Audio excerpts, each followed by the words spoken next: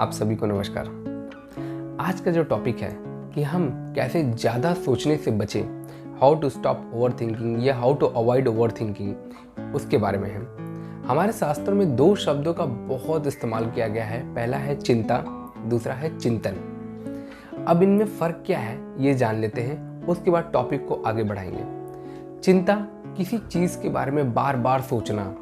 वो चीज़ या तो भविष्य से संबंधित हो सकती है या भूतकाल से संबंधित हो सकती है। जैसे आपको लगता है, डर लगता है कि आपकी ये जॉब चली जाएगी तो क्या होगा, ठीक है। या भूतकाल यानी पास्ट में कोई ऐसी घटना हुई है जो बार बार विचार दिमाग में आ रहा है आपके कि उसने ऐसा क्यों बोला, या मैंने उस टाइम पे ऐसा जवाब क्यों नहीं दिया, या मैंने वो निर्णय क्यों नहीं लिया। तो ये हो गया पास्ट का आपका थॉट, और एक फ्यूचर का थॉट होता है। इसी तरीके से चिंतन होता है। चिंतन क्या है? चिंतन बहुत अच्छी चीज़ है। चिंतन किसी चीज़ की प्लानिंग करना। एक साइंटिस्ट होता है जो किसी चीज़ के बारे में रिसर्च करता है, तो उसके बारे में चिंतन करता है कि ये चीज़ ऐसे है तो ऐसे क्यों नहीं है, तो वो एक क्वेश्चन मार्क लगाता है। तो वो चिंतन है। चिंतन आपको सत्य की तरफ ले जाता है और चिंता आपको नर्क की तरफ ले जाता है, मतलब गर्त में ले जाता है आपको। तो इन दोनों का पहले डिफरेंस समझ लिया। अब हम लोग आते हैं कि ओवर थिंकिंग क्या चीज़ होती है। ओवर थिंकिंग चिंता है। अगर हम चिंता कर रहे हैं तो यानी कि हम ओवर थिंकिंग कर रहे हैं, ठीक है। ज़रूरत से ज़्यादा सोच रहे हैं, और ज़रूरत से ज़्यादा सोचना हानिकारक होती है, शारीरिक लेवल पे भी और मानसिक लेवल पे भी। तो ज़्यादा सोचना कोई नहीं चाहता, सब चाहते हैं चिंता मुक्त रहें या चिंतन करें, चिंता न करें। तो अब हम ऐसा कैसे कर सकते हैं, ऐसा लाइफ हम कैसे जी सकते हैं जिसमें चिंतन हो, चिंता ना हो। देखिए, पूरी तरीके से लाइफ में चिंता ना हो, ये तो शुरुआत में लाइफ में जब हम शुरू में इस चीज़ के बारे में सोचते हैं तो ये इतना मुश्किल है, लगता है कि यार ये तो मतलब इम्पॉसिबल चीज़ है। बट ये पॉसिबल चीज़ है, हम लोग चिंता मुक्त जीवन जी सकते हैं। पर सबसे अच्छी, सबसे इम्पॉर्टेंट चीज़ ये है कि पहले हम समझ लें कि चिंता किस चीज़ की कर रहे हैं। देखिए, इस दुनिया में कोई भी चीज़ परमानेंट नहीं है, कुछ भी परमानेंट नहीं है। एवरीथिंग, चाहे वो आपका अच्छा फेज चल रहा हो, लाइफ का अच्छा फेज चल रहा हो, चाहे आपका बुरा फेज चल रहा हो, आपकी जो भी एज है आज के टाइम पे आप मेरा वीडियो देख रहे हैं, तो ऐसा हमारे लाइफ में, ऐसा आपके लाइफ में बहुत बार हुआ होगा कि कुछ अचीव हुआ होगा तो बहुत खुश होंगे, बट वो भी टेम्प्रेरी होता है। कुछ अचीव नहीं हुआ होगा तो भी आप दुखी हुए होंगे, वो भी कुछ दिन के लिए होता है। तो चिंता किस चीज़ की कर रहे हैं? सब कुछ इम्परमानेंट है, कुछ भी परमानेंट नहीं है यहाँ पे, सब कुछ टेम्प्रेरी है यहाँ पे। तो जब सब टेम्प्रेरी है तो चिंता किस बात की? इवन हम और आप भी टेम्प्रेरी हैं, कुछ टाइम के लिए आए। हमारे पूर्वज, हमारे दादा परदादा आए थे, वो भी चले गए। तो हम क्या, किस खेत की मूली भाई, हमें भी जाना है एक टाइम पे। तो बहुत शॉर्ट टाइम पीरियड के लिए हम लोग यहाँ पे आते हैं। हमें लगता है कि हम 50-100 साल के लिए आए हैं, बट ये बहुत शॉर्ट टाइम पीरियड होता है। तो पहले तो हमें ये सोचना चाहिए कि जब कोई भी खुशी का टाइम आता है हमारे लाइफ में, हैप्पीनेस आती है, तो जो वो परमानेंट नहीं है तो दुख का टाइम भी परमानेंट नहीं है। जब दिन का होना परमानेंट नहीं है तो रात का होना भी परमानेंट नहीं है। तो किस बात की चिंता करें, ठीक है। अब बात करते हैं, ये तो थोड़ी सी आध्यात्मिक बात हो गई, लेकिन अब जब कोई बीमारी होती है ना, जैसे कि हमें बुखार हुआ, जो कोई ऐसी मेजर प्रॉब्लम हुई, तो उस समय हमें इंस्टेंट रिलीफ की ज़रूरत होती है। उन समय हमें आध्यात्मिक बातें नहीं समझ में आती, उस समय किताबी बातें नहीं समझ में आती। उस समय इंस्टेंट रिलीफ चाहिए, कुछ तो चाहिए। जैसे बुखार हुआ है तो अभी तुरंत हमें कालपोल चाहिए या कोई और मेडिसिन चाहिए, हमें इंस्टेंट रिलीफ दे।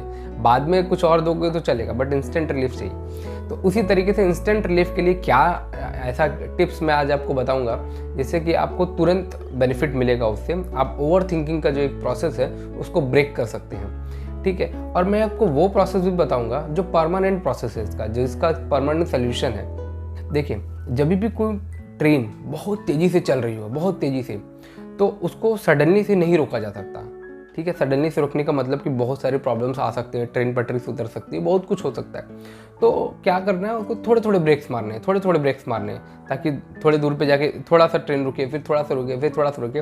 तो धीरे धीरे ट्रेन को ब्रेक्स मारते रहना है और फिर ट्रेन रुक जाएगी।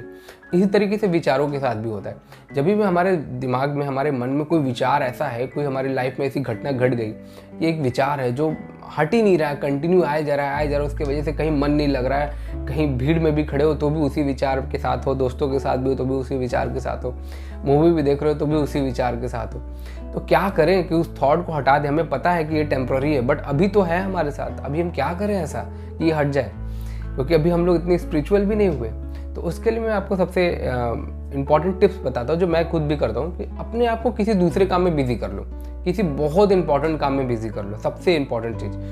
मन नहीं लगेगा काम करने का कि यार नहीं यार, थॉट उसी में जाएगा। बट इसका सोल्यूशन यही है, आप अगर किसी इंपॉर्टेंट काम में बिजी हो जाते हो, किसी भी काम में अपने आप को बिजी कर लेते हो, आपको करना है क्योंकि आपको पता है कि ये बीमारी है, ये ओवर थिंकिंग बीमारी है, आपको इससे निकलना है, तो आपको ज़बरदस्ती अपने मन को ज़बरदस्ती मनाना है कि आपको ये काम करना है, ये बहुत इंपॉर्टेंट काम। आप जितनी देर वो इंपॉर्टेंट काम कर रहे हो ना, उतनी देर आप उस थॉट में नहीं हो, उस चिंता वाले थॉट में नहीं हो, तो उतनी देर अवॉइड किया। यानी कि आपने जो ट्रेन बहुत स्पीड से चल रही थी उसको थोड़ा ब्रेक मार दिया, एक बार ब्रेक मारा तो ट्रेन की स्पीड थोड़ी धीरे हो गई। फिर कुछ समय और लगाया, आपने कुछ और काम में लग गए, कुछ और चीज़ में लग गया, तो फिर धीरे धीरे तो ट्रेन ब्रेक लगते लगते ट्रेन स्लो हो जाती है और वो थॉट गायब हो जाता है। तो मैं भी यही करता हूँ, अपने आप को कहीं इंगेज कर लेता हूँ, किसी चीज़ में बिजी कर लेता हूँ। तो ये एक बहुत ही इंपॉर्टेंट प्रोसेस है, इसको आप सोचिए, क्योंकि बहुत सारे लोगों को ये पता ही नहीं कि कैसे इससे निकलना है। वो थॉट आया जा रहा है, थॉट फंसाया जा रहा है अपने जाल में, हम फंसे जा रहे हैं, हमको पता ही नहीं, हमको लगता है बस ऐसे ही सोचते रहो यार क्या होगा, बस सोचते रहो। हर चीज़ का सलूशन होता है भाई। इतनी बड़े बड़े लाइफ में पहाड़ गिर जाते हैं लोगों के ऊपर, किसी का बेटा मर जाता है, किसी का पति मर जाता है, किसी का कुछ होता है, लगता है यार इससे बड़ा तो प्रॉब्लम कुछ होता ही नहीं। कुछ दिन तक आप देखते होंगे कि उसको प्रॉब्लम रहता है, फिर वो निकल जाता है, फिर देखेंगे वही आदमी जो रो रहा था, वही औरत जो रो रही थी, वही माँ जो रो रही थी, किसी के साथ बैठ के कहीं किसी गप मार रहे हैं, कभी हंस रहे हैं, कभी कुछ कर रहे हैं। तो उस समय वो भूल गए, कुछ दिन का दुख होता है फिर भूल जाता है, क्योंकि नथिंग इज परमानेंट। ये पूरी यूनिवर्सल का रूल है, इसको याद कर लीजिए, गांठ बांध के याद कर लीजिए, कुछ भी परमानेंट नहीं है यहाँ पे, ठीक है। अब ये तो था टेम्परेरी सोल्यूशन कि कैसे हम रोकें अपने आप को किसी चीज़ में इंगेज कर लिए, परमानेंट सोल्यूशन नहीं है, ठीक है।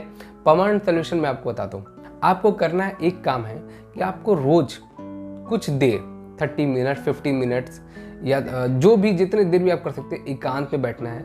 सुबह उठ के ब्रश वश कर लिया, फ्रेश हो लिया, थोड़ी देर एकांत में बैठना है, कोई म्यूजिक नहीं, कोई मोबाइल नहीं, मोबाइल को फ्लाइट मोड में डाल दो, कुछ देर शांति से बैठो और जो भी आपकी ब्रीथ चल रही है, जो नेचुरल ब्रीथ चल रही है, उस पर फोकस करने की कोशिश करो। इससे होगा क्या, धीरे धीरे आपका मन, जो आपका अवेयरनेस है ना, जो 50 जगह फैला हुआ है, आपका जो माइंड जो 50 जगह फैला हुआ, वो सिकुड़ के एक जगह आने का अभ्यास करा रहे हो आप उसको, धीरे धीरे वो एक जगह आने का अभ्यास होगा। तो आपका मन पहले से शार्प होगा, और दूसरा आपका मन जो होता है ना, वो उसको समझ में धीरे धीरे उसकी बुद्धि खुलने लगती है, मन की, जो मन की एकाग्रता बढ़ती है। इससे जब मन की एकाग्रता बढ़ती है ना, तो आपके जीवन का जो मूल उद्देश्य है, जो मूल पर्पस है, ऑटोमेटिक आप उसकी तरफ जाते हो, ऑटोमेटिक उसकी तरफ जाते हो। अब जीवन का मूल उद्देश्य क्या है, ये एक अपने आप में एक बड़ा टॉपिक है। तो इसके बारे में अगर आपको जानना है तो मैं उसके बारे में भी कुछ वीडियोस बनाऊंगा। मैं वही बातें आपके साथ शेयर करता हूँ जो मैं खुद इम्प्लीमेंट करता हूँ। तो मैं अपनी कह सकते हैं अपना एक्सपीरियंस, अभी भी जो मैं आपके साथ शेयर कर रहा हूँ, अपना एक्सपीरियंस शेयर कर रहा हूँ। तो मैं भी यही करता हूँ, मैं हमेशा बैठता हूँ, जिस प्रोसेस के बारे में मैं बात कर रहा हूँ उसको मेडिटेशन बोलते हैं। मैं मेडिटेशन करता हूँ, रोज़ करता हूँ, शायद ही कभी मुझे मेरा गैप होता हूँ। बहुत बेनिफिट हुआ। किसी भी चीज़ को आप कुछ देर करते हो और बेनिफिट नहीं होता तो आप छोड़ देंगे, बट अगर आप बेनिफिट होता है तभी आप उसको लॉन्ग टाइम के लिए करते रहते हो, क्योंकि उससे आपको बेनिफिट हो रहा है। तो मैं जो आपको प्रोसेस बता रहा हूँ, अगर आपको मेडिटेशन कैसे करना है ये जानना है तो ये भी आप कमेंट करिएगा, तो मैं पूरा स्टेप बाय स्टेप उसको ही बताऊँगा। तो थोड़ी देर बैठना है, एकांत में बैठना है, आपको मोबाइल को बंद करना है, कोई म्यूज़िक नहीं, ऐसे कमरे के किसी ऐसे कोने में बैठी जहाँ ज़्यादा शोरगुल भी नहीं होता, आँखें बंद करके आराम से अपने मन को कोशिश कीजिए कि आपको जो नेचुरल ब्रीथ चल रहा है उसके ऊपर फोकस है।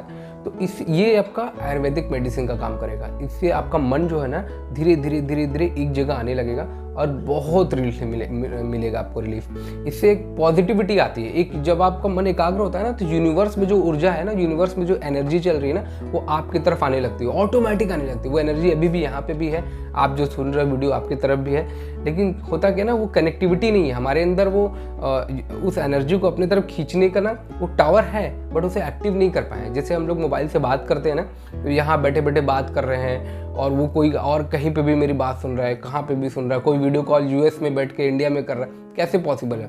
क्योंकि मतलब उसकी कनेक्टिविटी है, मतलब वो नेटवर्क के थ्रू वहाँ पे उसको कैच कर ले रहा है। तो हमारे बॉडी में भी वो नेटवर्क है, वो सब कुछ है, उसको एक्टिवेट करना है कि यूनिवर्स की ऊर्जा को हम कैसे अपने बॉडी में ले आए, तो वो ला सकते हैं। वो सब कुछ पॉसिबल है मेडिटेशन के थ्रू। तो जब आप मेडिटेशन करने लगते हो ना, तो धीरे धीरे पॉजिटिव एनर्जी बॉडी में इतनी आती है ना, ये ओवर थिंकिंग ना, सब बकवास सब निकल जाएगी, सब आप खुद ही गुरु हो जाओगे यार, ये सब बकवास की चीज़ है।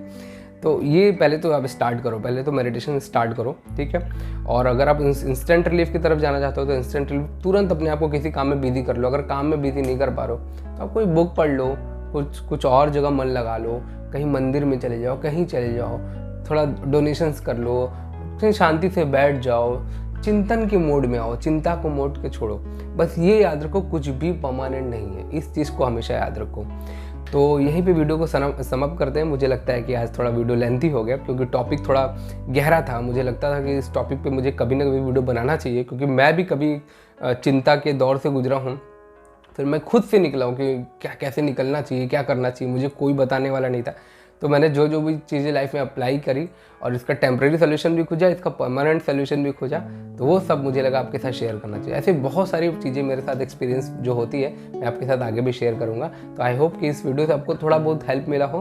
तो अभी आप लोग भी चिंता छोड़िए और चिंतन के मूड में आइए। तो थैंक यू वेरी मच, आपने यहाँ तक मेरा वीडियो देखा। Thank you so much, thanks.